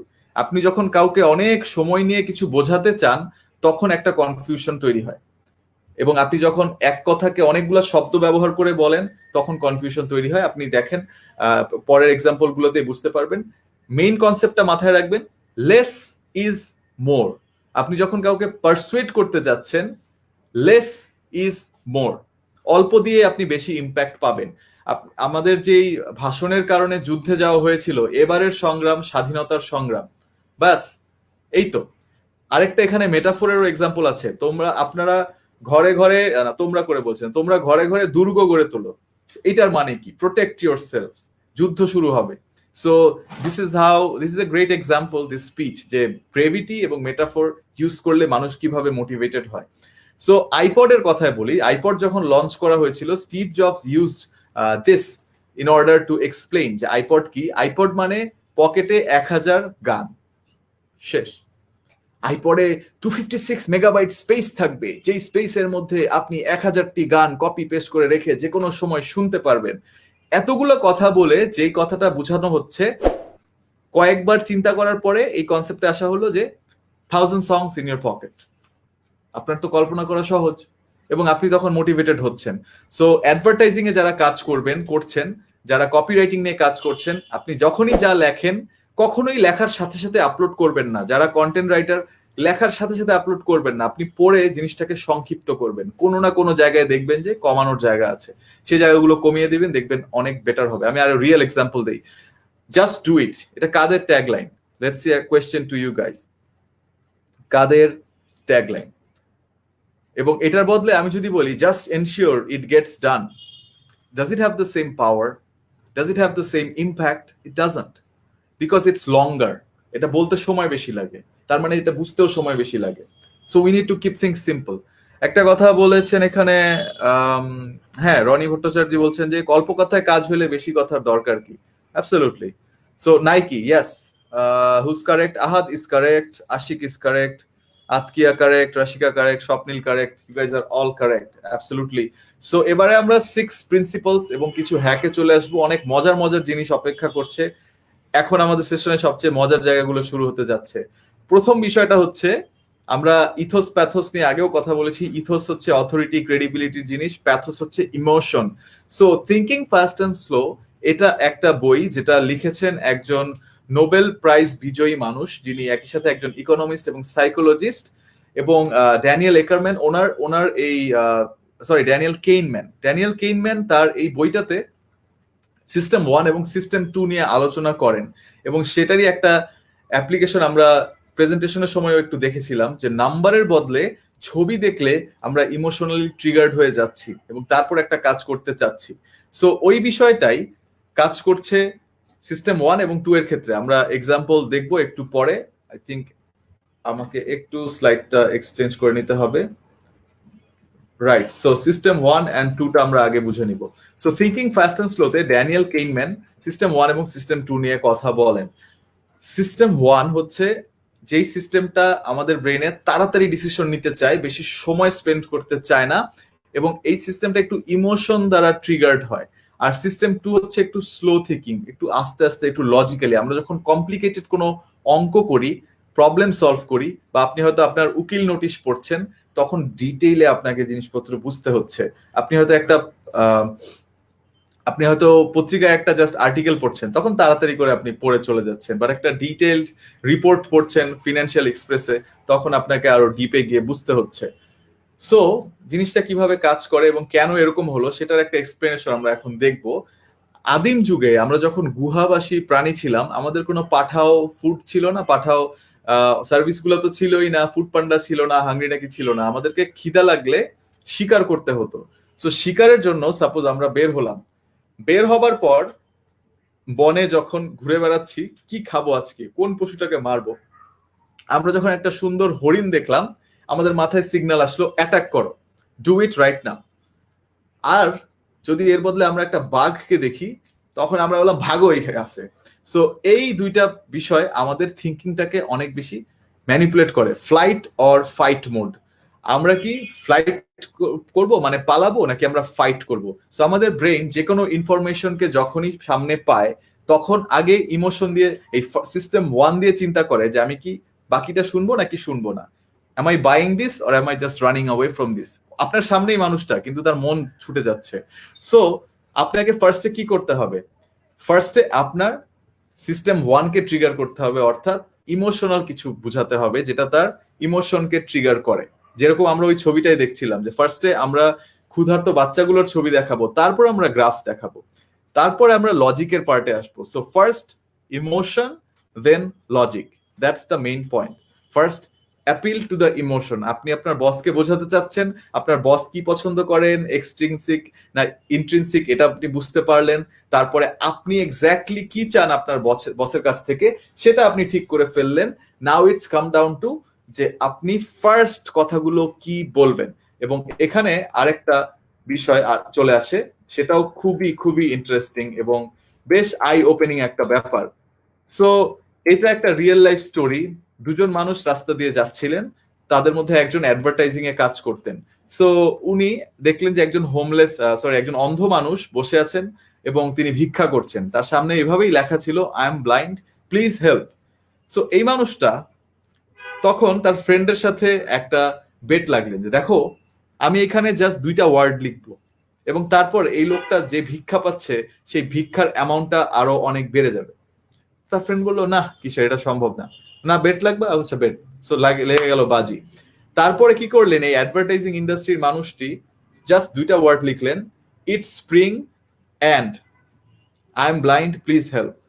So বুঝতে পারছেন এখন পুরো বিষয়টা কিভাবে ঘুরে গেল, যে এখন বসন্ত, এত সুন্দর একটা দিন এবং আমি কিছুই দেখতে পারি না, সো আমাকে হেল্প করেন। এবং ইমিডিয়েটলি দেখা গেল যে আশপাশ থেকে যে মানুষগুলো যাচ্ছিলেন তাদের সহানুভূতির পরিমাণ বেড়ে গেল এবং তারা এই মানুষটাকে আরো বেশি অর্থ দিয়ে সাহায্য করলেন। So this is the important thing. So Proma Majumdar, thank you, আপনি লিখেছেন system 1 is based of pathos, system 2 is based on logos. এটা একটু সিম্পলিফাইড ওয়েতে আপনি লিখেছেন, you are on the right path. আমি একটু জিনিসটাকে ডিটেইলটা একটু বুঝিয়ে দিই যে প্যাথোস দিয়ে আমরা সিস্টেম 1 কে ট্রিগার করব আর লোগোস দিয়ে আমরা সিস্টেম 2 কে ট্রিগার করব। So system 1 and 2 are based on a lot of things. ওখানে আরো অনেক কমপ্লিকেটেড, ওই বইটাও বেশ ঝামেলার একটা বই, আর আবারও পড়তে হবে। বাট ডেফিনেটলি আপনি এই জায়গাতে কারেক্ট যে আপনি প্যাথোস দিয়ে সিস্টেম 1 কে আগে ট্রিগার করবেন ইমোশন দিয়ে, তারপর আপনি লজিকটাকে, আপনার অথরিটি গুলো এগুলো এরপর আস্তে আস্তে আনবেন। সো অ্যাঙ্করিং এর বিষয়টা তো এখন দেখতে পাচ্ছেন যে কোনো কিছু আমি যখন শুরু করি, first thing is very important. আপনি কোন মুভিগুলো শেষ পর্যন্ত দেখেন, যেটা শুরু অনেক মজার থাকে, যেটা ট্রেইলারটাই আপনাকে অনেক মজা এনে দিয়েছে। সো আপনি ভাবেন যে আচ্ছা ট্রেইলার ভালো, মুভিটাও ভালো হবে, মুভির শুরুর জিনিসটুকু ভালো, আচ্ছা বাকিটুকুও দেখবো। সো এইভাবে আমরা আমাদের ডিসিশন গুলো নেই। So that's Y anchoring is important. এবার আরেকটা ইন্টারেস্টিং বিষয়, আমি একটু এই ছবিটা দেখাচ্ছি, ডাব্লিউডাব্লিউই ফ্যানরা ডেফিনেটলি চিনতে পারবেন, দ্য গ্রেট খালি আর রে মিস্টেরিও। একজন WWE one of the tallest wrestler, আর একজন হচ্ছে one of the smallest wrestler. এখন আমাকে বলতে হবে, আন্দাজ করে বলবেন, গুগল সার্চ করবেন না, রে মিস্টেরিওর হাইট কত? হোয়াট ডু ইউ থিঙ্ক রে মিস্টেরিওস হাইট ইজ? সো বিজয়ী লিখেছেন, ও ওয়াও, ইমোশনাল অ্যাটাক, ইয়েস দরকার। সাকিবুল হাসান, ক্লোজ আপ কাছে আসার গল্প, মেবি একটা জোক ছিল, এখন আর সেই জায়গাটা বুঝতে পারছি না। Pragya Saha, yes, first impression is best impression, that goes with this anchoring ইফেক্টের সাথে। আমি একটা জাহাজের অ্যাঙ্কর যেখানে করি, তারপর তো জাহাজটা ওই অ্যাঙ্করের আশেপাশেই থাকে। সো অ্যাঙ্কর বায়াসটাই হচ্ছে আমরা প্রথম যেই কথাটা দিয়ে শুরু করছি, very important, very very important. আপনি চাচ্ছেন যে আজকে রাতে আপনি রান্না করবেন না, এটা হয়তো আপনি আপনার বাসায় বুঝাতে চাচ্ছেন। এখন আপনি গিয়ে ফার্স্ট কথাটা বললেন যে আমি আর রান্না করব না। সো আপনার অ্যাঙ্করিংটা শুরুতেই আপনার পয়েন্টে চলে আসতেছে। সো তখন আর ঘোরানো যাচ্ছে না। বাট আপনি যদি ফার্স্টে গিয়ে, আমরা কি করি, আমরা শরীরটা খারাপ লাগতেছে, একটু কেমন জানি লাগতেছে, একটা সেট আপ তৈরি করছি। আমরা যখন বিজনেস ডিলের ক্ষেত্রে যাই, আমরা ফার্স্টে কিন্তু গিয়েই পিচ দেওয়া শুরু করি না, আগে কোম্পানির সাথে কথা বলি, ওই কোম্পানির ব্যাপারে কিছু জিনিস জেনে যাই, সেগুলো নিয়ে কথা বলে then we anchor with the most powerful emotional thing for that company, not for me, not for my product, but for that company. So if you want to give an excellent presentation, if you want to get more clients, then you have to start with a bang that impacts your client's mind and that appeals to your client's emotions. That's important. So আচ্ছা, রে Mysterio 5'4", 5'5", 5'6", 7 fit, এটা খালি 5'4", 5'5", 5'2", 5'3", 5'4", 5'5", 4'5", 5'4", 5'2", 5'3", 5'6", 5'11", 5'4", 5'3". অনেকে একটু বুঝতে পারছেন যে আমি কি বলতে যাচ্ছি, এই কারণে হয়তো তারা গেস করছেন। বাট পয়েন্ট হচ্ছে হি ইজ 5'6", বাট তাকে যখন ডাব্লিউডাব্লিউই তে আমরা খালির পাশে দেখি তখন 4 ফিটের মনে হয়, 4.5 ফিট মনে হয়, অনেকেই 5 ফিট লিখছেন। কারণটা হচ্ছে contrast effect, that's the another hack for persuasion. আমরা যখন কাউকে পারসুয়েট করতে যাচ্ছি, আমরা পাশাপাশি কোন দুইটা জিনিসকে দেখছি সেটা অনেক ইম্পর্টেন্ট। সো 5'6" কিন্তু বাংলাদেশের হিসাবে হাইট হিসেবে খারাপ না, ভালো হাইট, কিন্তু ডাব্লিউডাব্লিউতে দেখেন মনে হবে যেটা বামন দৌড়ে যাচ্ছে। সো এখন বারাক ওবামার হাইট কত আমাকে একটু বলেন, রিসার্চ না করে। Same thing, contrasting effect. আপনি পাশাপাশি কোন দুইটা জিনিস প্রেজেন্ট করছেন। নিউ মার্কেটে গেলে অনেক সময় দোকানদাররা ফার্স্টে জিনিসটার দাম বলে 600 টাকা, পরেরটার দাম বলে 400 টাকা। এটা বলার কারণ এটা যে পরেরটা বিক্রি করার জন্য আপনাকে বোঝানো হচ্ছে যে এটার দামটা অনেক কম। সো কন্ট্রাস্টিং, শুরুতে দামি দিয়ে শুরু করা হচ্ছে, তারপর কম দামি, তো আপনি ভাবেন আচ্ছা এটার তো দাম একটু কম। আর যদি ভুল করে আপনি বড়টাই দামিটাই কিনে ফেলতে চান, তাহলে তো তার আরো ভালো, তার জন্য লাভ আরো বেশি হচ্ছে। So that's the tactic that they are using on you. So Nasin বলছে ভাইয়া ফোনের নম্বর বলছে, ফোনের নম্বর। আচ্ছা, বারাক ওবামার হাইট 5'11", 5'6", 5'9" বলছেন। ফোনের হাইট, আচ্ছা ফোনের ইঞ্চের ইসে চলে গেছে 6'1", বাট যেহেতু তার পাশে একজন জায়ান্ট দাঁড়িয়ে আছেন, that's why he look small. So আমরা যখন কোনো কিছু প্রেজেন্ট করি, আপনাকে মনে রাখতে হবে আপনি পারসুয়েট করার সময় কম্প্যারিজন দেখাবেন, কেন আপনার প্রোডাক্টটা সুপেরিয়র। আপনি একটা ফালতু জিনিসকেও দেখাবেন পাশাপাশি, হয়তো সেটা অতটা খারাপ না, বাট এটা সাবকনসিয়াসলি আপনাকে একটা আপনার যে ক্লায়েন্ট তাকে কনফিডেন্স বুঝতে দেবে। আপনি যখন মোবাইল কিনতে যান, আপনি দেখবেন স্মার্টফোন কি করেন, তিনটা পাশাপাশি থাকে, একটা অ্যাভারেজ স্পেসিফিকেশনের, একটা মোটামুটি ভালো, আরেকটা হচ্ছে খুবই ভালো, আবার অনেক সময় একদম লো ক্যাটাগরির একটা রেখে দেন। তো তখন কম্পারিজনে আচ্ছা ইস এটা তো অনেক ঝকঝকা, এটাই নেওয়া লাগবে, আমরা এই বায়াসে পড়ে যাই, আমাদের মধ্যে তখন ডাউট তৈরি হতে থাকে যে না এটা তো অনেক বেশি ভালো, এটা অনেক কম। সো এভাবে আমরা কম্পারিজন করে দেখাতে পারি। So that's another trick that you need to use. So এটা হচ্ছে কন্ট্রাস্ট ইফেক্ট। সো আমরা কন্ট্রাস্টিং এর জায়গাটা দেখলাম, এরপরে আমরা চলে আসবো আগের দিনের কথার জাস্ট একটু রিপিটেশন, যে র্যাপও আপনাকে মেনটেন করতে হবে। ট্রাস্ট মি, এটা যে আপনি ওয়াইপিএস থেকে শিখলেন সারা জীবন মনে রাখবেন। র্যাপও খাতির লাইফের one of the most important values. আপনি কাউকে যখন পারসুয়েট করতে চাচ্ছেন, আমি এত টেকনিক দেখাচ্ছি, বাট আপনার যদি র্যাপও ভালো থাকে, আপনার অর্ধেক কাজ করাই লাগবে না। অলরেডি বলে হ্যাঁ কি চাও, কি লাগবে, ও এটা হ্যাঁ হ্যাঁ দিয়ে দিচ্ছি, শেষ, ডান। এবং অ্যাক্টিভ লিসেনিং খুব ইম্পর্টেন্ট। আপনি যার কাছে যাচ্ছেন, যেটা চাচ্ছেন, উনি হয়তো এই মুহূর্তে ওটা নিয়ে শুনতে চাচ্ছেন না, this is not the right time. So timing is another important thing. এই জন্য আপনাকে অ্যাক্টিভ লিসেনিং স্কিলটা অ্যাপ্লাই করতে হবে। আপনি যখন আপনার বসের সাথে বা যারা আজকে লিখছেন যে মায়ের সাথে তারা আর্গুমেন্টে যাবেন বা পারসুয়েট করতে যাবেন, আপনি শুনবেন আপনার মা কি ওই সময় রেডি কিনা, এবং আপনার মা কোন আর্গুমেন্ট গুলো দিচ্ছেন, সেই আর্গুমেন্ট গুলো রেখে আবার সেগুলোর বিরুদ্ধে আপনি কাউন্টার আর্গুমেন্ট তৈরি করে আবার কয়েকদিন পরে এই কনভারসেশন স্টার্ট করবেন। সো এই বিষয়গুলোকে আমরা এখন দেখব নেক্সট রবার্ট চিয়ালদিনিস 6 প্রিন্সিপালস অফ ইনফ্লুয়েন্সের মাধ্যমে কিভাবে আমরা সর্ট আউট করতে পারি। সো প্রথম বিষয়টা হচ্ছে রেসিপ্রোসিটি। উনি একটা বই লিখেছেন, বইটার নাম influence the science of persuasion, এবং অসাধারণ একটা বই, অত্যন্ত অত্যন্ত বিখ্যাত, এবং পারসুয়েশনের ফিল্ডে it is one of the best works, highly recommended. So ওখান থেকে 6টা প্রিন্সিপাল আমরা এখন সংক্ষিপ্ত আকারে আলোচনা করব। আপনারা ডিটেইলে শুনতে চাইলেও আসলে দুঃখিত, কারণ আমরা আজকে ফান্ডামেন্টালস নিয়ে কথা বলছি, নিশ্চয়ই এখানে আমি খুব হেভি ডোজে যাব না, এবং অলরেডি অনেকগুলো কনসেপ্ট নিয়ে কথা হয়েছে। সো বেশি কথা এখন বললে আবার একটা ওভারলোড হওয়ার সম্ভাবনা আছে। সো আমি খুব সিম্পল ভাবে বলছি, এবং অ্যাডভান্স লেভেলের কোর্স আমরা তৈরি করছি। যাদের যাদের পারসুয়েশনের ব্যাপারে আরো জানতে আগ্রহ, এবং যারা আসলেও চান যে আমরা ওয়ার্কশিট গুলো ধরে ধরে করিয়ে দেব, ওয়েট করেন, ওয়াইপিএস শেষ হোক, we will have solutions. So reciprocity হচ্ছে আমার জন্য যখন কেউ কিছু করে, তখন আমারও তার জন্য কিছু করার ইচ্ছা হয়।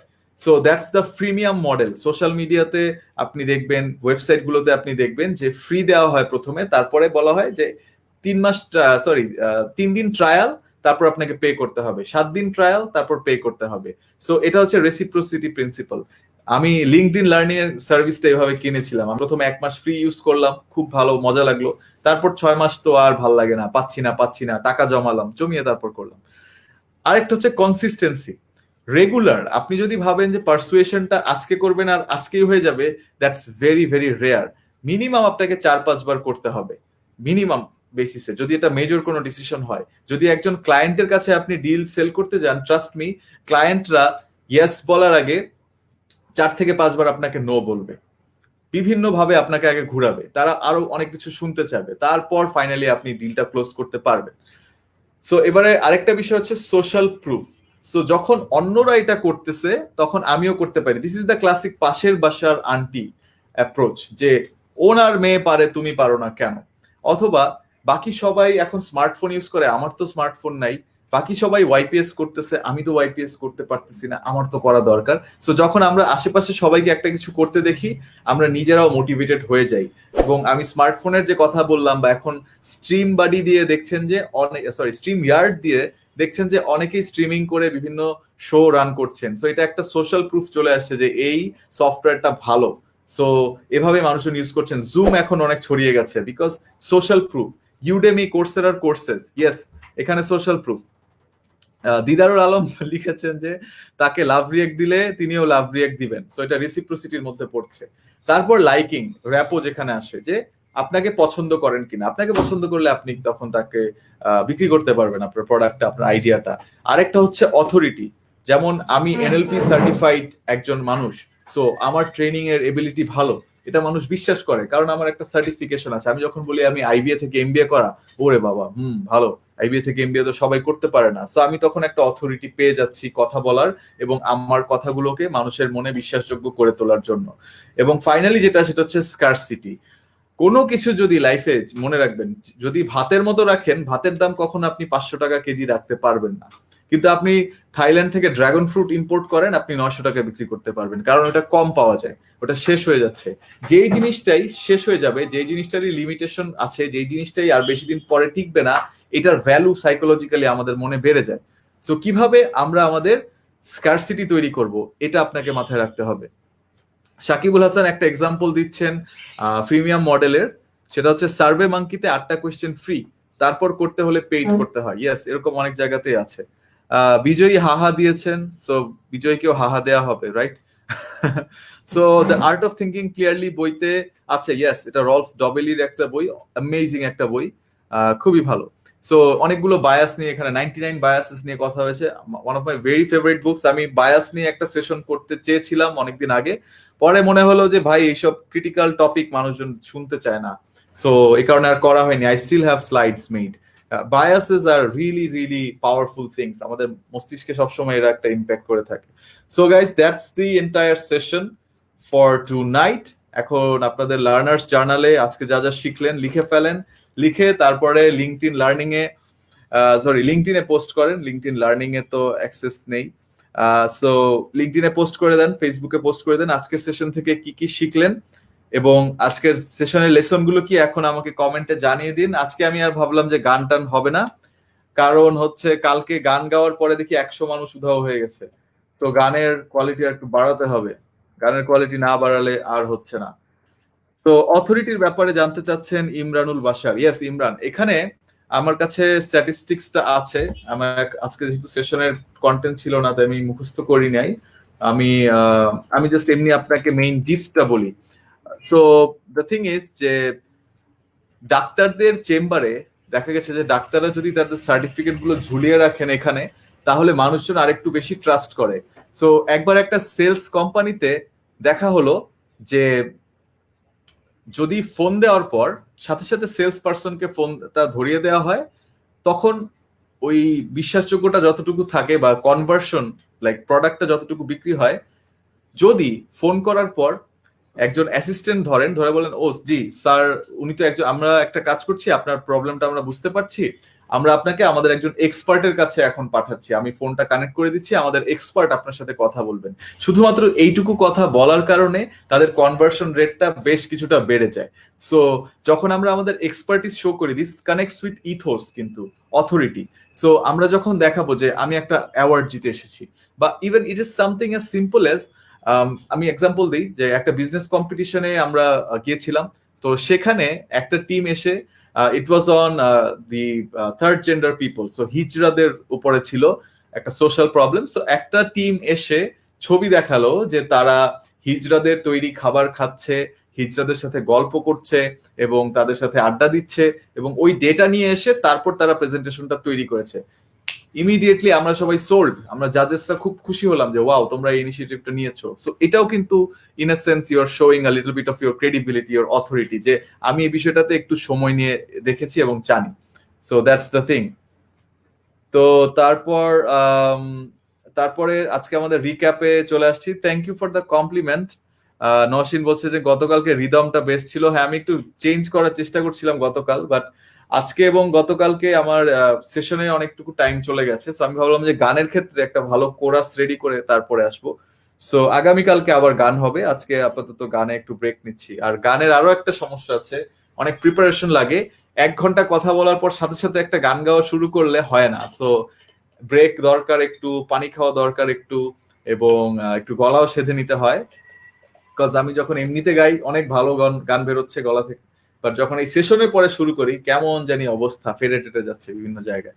Anyways, I think it's alright, it's a fun thing that we do. আমরা আবার আগামীকাল থেকে শুরু করব, এবং আমরা রিক্যাপ দিচ্ছি, এবং কারো কোনো কোয়েশ্চেন থাকলে আমাদের আরো হাতে সময় আছে, আমরা আরো 6-7 মিনিট 10 মিনিট কোয়েশ্চেন অ্যান্সার দিতে পারবো। So it's fine. কোয়ারেন্টিনে মন ফ্রেশ করে দেয় ভাই। Thank you Nishad, thank you so much, means a lot. আমরা গান আসলে তৈরি করছি, আমরা ওয়াইপিএস এর একটা অ্যালবামই বানিয়ে ফেলবো, আমি মোটামুটি কনভিন্সড। সো একটু ফ্রি টাইম খুঁজতেছি যেখানে বসে ঠান্ডা মাথায় একটু, আমার টিমে 2-3 জন গীতিকার আছেন, তাদের সাথে বসে we will come up with some songs for you. Thank you so much for this nice comment. Really এটা একটা ওয়াইল্ড আইডিয়া ছিল, এখনো এটা অনেক ওয়াইল্ড যে গান গেয়ে সেশনের শেষে রিক্যাপ দেয়া, but it's really good to know that you guys are enjoying it so much. Thank you, আমারও অনেক ভালো লাগে। তো আমি কোয়েশ্চেন গুলো নিচ্ছি। রিক্যাপ আপনারা দেখতে পাচ্ছেন, নিশ্চয়ই বুঝতে পারতেছেন, আর না বুঝলে আমাকে জানান। আর যারা রেগুলারলি লেখেন, আজকে আর লিখতেছেন না, গান নাই দেখে মনে হয় মোটিভেশন কমে গেছে, ইন্ট্রিনসিক মোটিভেশন কম, এক্সট্রিনসিক ছিল যে লিখলে গান পাইতাম একটা। বাট তানহা লিখেছেন, thank you Tanha. She has written, persuasion creates magic. Yes, it is like having a magical power that you can use other people to do what you want them to do. That's amazing, isn't it? এবং কাকে আমি pursuit করব decide করতে হবে, পারপাসটা decide করতে হবে, right way of persuasion decide করতে হবে, আমি এক্সট্রিনসিকে নাকি ইন্ট্রিনসিকে কোন দিকে পুশ করব। এবং এগুলোরও আরো ভেরিয়েশন আছে। কিছু ছেলেরা আছেন যারা নারীদের প্রতি অনেক আসক্ত, সো তাদেরকে একভাবে মোটিভেট করা হয়। ইন্ডাস্ট্রিতে অনেক ডার্ক সিক্রেটস আছে এইসব বিষয়ে। কিছু মানুষ অ্যালকোহলের দিকে, কিছু মানুষ স্পিরিচুয়ালিটির দিকে, কিছু মানুষ আরো বিজনেসের দিকে, আরো রেভিনিউর দিকে, কিছু মানুষ ইম্প্যাক্টের দিকে, মানুষের কথা অনেক ভাবেন। সো আমরা ডিটেল গুলো বুঝলে, as you grow up you will understand more, and then when you understand more you'll be able to apply these things and these techniques. So tarpor understand others model of the world, very important. Understand the difference between influence and manipulation, and avoid manipulation, use influence. So Inception মুভিটার কথা আবারও বলবো, যে যাকে influence করা হলো সে বুঝবেও না, সে ভাববে এটা আমারই আইডিয়া ছিল। That's the power of persuasion, that's what we need to do. অ্যারিস্টটলের রেটরিক ইউজ করতে হবে, লজিক্যাল মেটাফর লাগবে। ইয়েস, মেটাফোর তৈরি করতে কষ্ট হয় প্রথম প্রথম, বাট আপনি রেগুলারলি করলে আপনার জন্য এটা সহজ হয়ে যাবে, এবং বেশ রেগুলারলি এবং সময় ধরে করতে হবে। It is a bit complicated, of course it's not very easy, but এটা করতে পারলে আপনি অনেক উপরে উঠে যাবেন। র্যাপোর্ট এন্ড অ্যাক্টিভ লিসনিং লাগবে, এবং short is great, less is more, that is good. আরো অনেকেই জানিয়েছেন, দিদার লিখেছেন ডিটেইলে, thank you. I think Tanha covered most of it. এখানে reciprocity, consistency, social proof, authority, liking, scarcity এই বিষয়গুলো ছিল, এবং অ্যাঙ্করিং ইফেক্টে ইমোশন দিয়ে আগে যাব, তারপরে আমরা লজিকে আসবো। আমি কোয়েশ্চেন গুলোতে আসি। একটা জিনিস জাস্ট বাদ পড়েছে, সেটা হচ্ছে এক্স্যাক্টলি আপনি কি চান এটা আগে ঠিক করে নিবেন। আমি একজনের কাছে গিফট পার্টনারশিপ খুঁজতে গিয়েছিলাম এই ওয়াইপিএস এর জন্য। সো হি আস্কড মি, আপনি কয়টা গিফট চাচ্ছেন, কত টাকার গিফট চাচ্ছেন, কিভাবে দিবেন। আমি তখন বললাম যে আমি সাপোজ 20 জনকে দিব, কি দিতে চাচ্ছেন। এন্ড দেন আমি একটু তখন, ও আচ্ছা, তারপর আচ্ছা ঠিক আছে, আপনি আমাকে জানান, পরে লিখে জানান পুরাটা কিভাবে করতে চাচ্ছেন। And that's when again I had to go back and think about it. So এভাবে হচ্ছে। নিশাদ জাহান, আজকে আর গান হচ্ছে না। মনীষা বলছেন গান শুনতে চাই, হামিদা আক্তার গান শুনতে চাই। আচ্ছা, তাহলে আমার আসলে গিটার নিয়ে আসতে হবে, গলায় রেস্ট দরকার। সেটাও একটা বিষয়। কোয়েশ্চেন নিতে চাচ্ছি। থ্যাংক ইউ অভ্র, গতকালকের পারফরমেন্স ভালো বলার জন্য। বিজয়ী, হ্যাঁ গান গাইতে পারেন। জানি আমরা, so that's good. Really waiting for your session. হ্যাঁ, আমাদের JKKNIU তে নেক্সট সেশন আছে।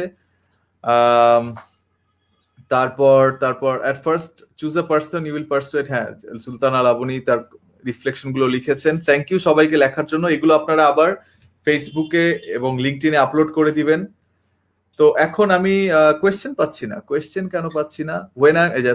তারহিমা কোয়েশ্চেন করেছেন, যখন আমি বুঝতে পারি যে কেউ আমাকে ব্যবহার করছে তার কাজের জন্য, যেটা আমার জন্য খারাপ, তাকে কিভাবে আমি পারসুয়েট করব? It's a very interesting question. আপনাকে দেখতে হবে আগে তার সাথে আপনার পাওয়ার পজিশনটা কোথায়, উনি কি আপনাকে লিড করতে পারার কোনো এবিলিটি রাখেন কিনা, এবং আপনাকে জানতে হবে যে এই যে রিলেশনশিপটাতে আপনি এখন একটা ডিসিশন দিতে যাচ্ছেন, এটার কারণে কোনো নেগেটিভ ইম্প্যাক্ট আসবে কিনা, এই জায়গাটা আগে একটু আপনি হিসাব করে নিবেন। তারপরে আপনার তাকে বুঝাতে হবে যে আমি এই কাজগুলো করতে চাই এবং আপনি আমার কাছে যেটা চাচ্ছেন ওটাতে আমার জন্য এইভাবে সমস্যা তৈরি হচ্ছে, সো আমি এই সমস্যাটা করতে চাচ্ছি না। তো আপনি কি করবেন? আপনি আরেকটা সলিউশন নিয়ে যাবেন যেটা আপনার জন্য উপকারী, যে আপনার ওই জিনিসটা আমি শুনতে পাচ্ছি না কারণ ওটাতে ইস্যু হয়, বাট আমি এইটা করতে চাচ্ছি। সো আপনি স্টার্ট করবেন একটা ইমোশনাল পয়েন্ট দিয়ে, তার সাথে আগে র্যাপোটা বিল্ড করে নেবেন, তারপর তাকে বলবেন যে আমার তো এই জায়গাটাতে প্রবলেম এবং এটাতে তার কি লস সেটাও আপনি বুঝিয়ে বলবেন, যে আপনার কথা অনুযায়ী যদি এটা করি তাহলে আমার তো এই লস হয়, আপনার জন্য এটা সমস্যা হয়, বাট আমি যদি আপনার ওই কথাটার বদলে এই কথাগুলো করি বা এই কথাগুলো শুনি তাহলে আপনার আমার দুজনের জন্য ভালো। So this is what you can do. তো আন্নিকা বলছেন কেউ যদি খারাপ উদ্দেশ্যে ইনফ্লুয়েন্স করে আর যদি না বুঝি, সো আপনি মাঝে মাঝে ধরা খেয়ে যাবেন। এটা তারহিমার কোয়েশ্চেনটার সাথে মিলে, মাঝে মাঝে এরকম হবে। আমার এক সময় আমি বলেছি আগে যে স্যালারি নেগোসিয়েশনের একটা ব্যাড এক্সপিরিয়েন্স আছে। একজন মানুষ আমাকে আসলে খুব বাজে ভাবে লাইক উনি আমাকে আটকে ফেলেন একটা স্যালারি রেঞ্জে, যেটার কারণে আসলে আপনি স্যালারি রেঞ্জে ধরা খাওয়া মানে কিন্তু শুধু একবার না, আপনি লাইফ টাইম ধরা খাওয়ার মতো একটা ব্যাপার। কারণ একটা চাকরিতে যাওয়ার সময় আগের চাকরির স্যালারি অনেক সময় জানতে চাওয়া হয় এবং you know it's very very risky thing to not get what you deserve. এটা পরবর্তীতে আপনার ক্যারিয়ার ইম্প্যাক্ট রাখে। সো যখন আপনি বুঝতে পারছেন যে আপনাকে ইনফ্লুয়েন্স করে ফেলছে, আপনি বের হয়ে আসবেন এবং আপনি ওই মানুষটাকে এরপর অনেক সতর্কতার সাথে তার সাথে ডিল করবেন, তাকে সাবধানে দেখবেন এবং তার সাথে বুঝে শুনে চলবেন। ডেফিনেটলি এটা আপনার করতে হবে। এবং কেন আপনি মোটিভেটেড হলেন, কোন বিষয়গুলো দিয়ে আপনাকে এভাবে ম্যানিপুলেট করা হলো, সেগুলো খেয়াল করে আপনার জার্নালে লিখে রাখবেন। তাহলে নেক্সট টাইম কেউ আপনাকে ওই বিষয়ে আর আটকাতে পারবে না। সো প্রজ্ঞা সাহা জিজ্ঞেস করছেন how to convince anyone who is totally unwilling to agree with you. So আপনি যখন কাউকে জোর করে কোনোভাবেই বুঝাতে পারছেন না, তার মানে তার সাথে আপনার র্যাপও একেবারেই জিরো বা নেগেটিভে চলে গেছে। সো আমার সাজেশন হবে যে you let it cool down for a while. দুইজন একটু আলাদা আলাদা থাকেন কিছুদিন, তারপর যখন একটু ঠান্ডা হবে আপনি অন্যদের কাছ থেকে শুনেন যে কেন ওই মানুষটার সাথে আপনার র্যাপও কমে গেল। কারণ র্যাপও না থাকলেই এই বিষয়টা হয়। সো আপনার র্যাপও কেন কমে গেল, কিভাবে কমে গেল, কিভাবে বাড়ানো যায়, এই বিষয়ে একটু রিসার্চ করেন। ওই মানুষটাকে হয়তো একটা আপনি গিফট পাঠাতে পারেন, আপনি ওই মানুষটার সাথে একদিন জাস্ট মন খুলে আলোচনা করতে পারেন। In a way get the person to start liking you again. উনি যখন আপনাকে পছন্দ করবেন আপনার চিন্তা ভাবনাগুলোকেও পছন্দ করবেন। That's how human beings work. আমরা লজিক্যালি দাবা খেলি না। দাবা খেলার সময় আমরা লজিক্যালি খেলি, but actually all the time আমরা ইমোশনালি চিন্তা করছি। ইভেন দাবা খেলার সময়ও আমরা অনেক সময় ইমোশনালি তোর রানী কাটতে গিয়ে এইদিকে কিস্তিমাত হয়ে যাচ্ছে। So that's why you need to think about that. Egotistical মানুষের সাথে কি করা যায় জানতে চাচ্ছেন মনীষা। ইগোটিস্টিক্যাল মানুষের ক্ষেত্রে, বিশেষ করে যারা নিজেদের স্বার্থের ক্ষেত্রে ব্যবহার করে, তাদের ক্ষেত্রে কি করণীয়? আপনাকে যিনি নিজের স্বার্থে ব্যবহার করছেন আপনি তো জানেনই তার ব্যাপারে, সো তাকে আপনি অ্যাভয়েড করবেন। যদি এমন হয় যে আপনার তার সাথে তার খুবই রেগুলার কাজ করার সম্পর্ক, অ্যাভয়েড করা যাচ্ছে না, তাহলে আপনি একটা রেঞ্জ তৈরি করবেন যে আমি এই কাজে ওনার সাথে কথা বলবো আর ওই বিষয়গুলো আসলে আমি এড়িয়ে চলে যাব, আমি ওই বিষয়গুলোতে ঢুকবো না। That would be the solution. Avro Gourab জিজ্ঞাসা করছেন লেভেল 3 এর টপিক ডিসকাশন আর টাইম কি বাড়ানো যায় কিনা। টপিক ডিসকাশনের টাইমটা বাড়ালে আমাদের জন্য আসলে এই যে দেখেন অনেক মানুষ অলরেডি চলে যাচ্ছেন, সো সবার জন্য ভালো হয় না। আমরা যেটা করব, আমরা পরবর্তীতে আরো সেশন রাখবো এবং আমরা ছোট ছোট ভিডিও তৈরি করব যেখানে কিছু কিছু টপিককে আমরা আলাদাভাবে ডিটেইলে আলোচনা করব এবং কোয়েশ্চেনের উপরে আমরা আলাদা সেশন রাখতে পারি। একটা সেশন দরকার। প্রমা বলছেন how to build strong rapport. Yes, এটা নিয়ে আমরা কাজ করব সামনে। মোহাম্মদ আরমান বলছেন যে মানুষ কাউকে পাত্তা দেয় না তাকে কিভাবে মোটিভেট করা যায়। প্রথম বিষয় হচ্ছে যে যে কাউকে পাত্তা দিচ্ছে না সে কেন পাত্তা দিচ্ছে না আপনি ওইটা বোঝার চেষ্টা করেন আগে। এবং যারা কারোর সাথেই ভালো সম্পর্ক রাখতে পারেন না তাদের জন্য আসলে লাইফটা কঠিন হয়ে যায় এবং তাদের কাছ থেকে আশেপাশের মানুষ খুব বেশি ভ্যালু পায় না। সো বেটার ওই মানুষটার থেকে আপনি দূরত্ব রাখেন, এটা একটা আমার সাজেশন হবে। পার্সোনালি আমি তাই করি, যে একদম, কারণ এটা আমার দায়িত্ব না যে পৃথিবীর সব মানুষকে আমি ঠিক করব। যদি ওই মানুষটার সাথে আমার খুব ক্লোজ কোনো রিলেশন থাকে তাহলে আমরা অন্য একটা বিষয় চিন্তা করব, বাট এছাড়া আমরা একদম সবাইকে আমূল পরিবর্তন করব, it's a big task and it's very challenging. So এই পয়েন্টেই আজকের মতো শেষ করছি। দিদারুল আলমের একটা কোয়েশ্চেন ছিল, নিতে চাই, persuade short tempered or reactive person, যারা খুবই শর্ট টেম্পার্ড তাদের সাথে কি করা যায়? ওয়েল, তারা কোন কোন বিষয়ে রেগে যান ওইটা আগে ঠিক করেন এবং ওই বিষয়গুলোতে আগে আপনি তার সাথে কখনোই তুলবেন না। আপনি শুরু করবেন অন্য বিষয় থেকে এবং ওই বিষয়গুলো অ্যাভয়েড করবেন। একবার যখন আপনার সাথে তার র্যাপো ভালো হয়ে যাবে, trust me, even short tempered people they will not be able to be angry with you. এরকম আমি অনেকজনকে দেখেছি, আমার নিজের লাইফে অনেক এক্সাম্পল আছে।